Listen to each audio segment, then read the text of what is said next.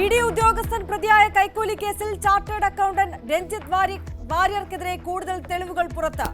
പിടിച്ചെടുത്ത ഡയറിയിൽ ഇഡി ചോദ്യം ചെയ്യലിനായി വിളിപ്പിച്ച 30-ലധികം പേരുടെ വിവരങ്ങൾ അടങ്ങിയ ഹിറ്റ് ലിസ്റ്റ്. പദ്ധതിയിട്ടത് സമൻസ് വിവരങ്ങൾ വെച്ച് ബ്ലാക്ക് മെയിൽ ചെയ്യാൻ.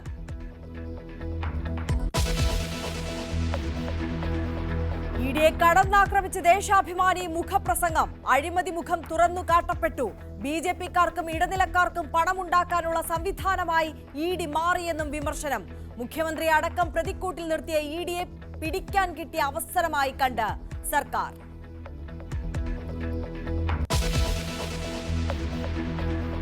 കോഴിക്കോട് തീപിടുത്തത്തിൽ നഷ്ടം 75 കോടിയെന്ന് പ്രാഥമിക നിഗമനം. എങ്ങനെ തീ പിടിച്ചെന്നറിയാൻ പരിശോധന ഇന്ന്. സമഗ്ര അന്വേഷണം നടത്തുമെന്ന് മന്ത്രി എ.കെ. ശശീന്ദ്രനും മേയർ ഡോക്ടർ ബീന ഫിലിപ്പും. കളക്ടറോട് റിപ്പോർട്ട് തേടി ചീഫ് സെക്രട്ടറി. കേസെടുത്ത് പോലീസ്.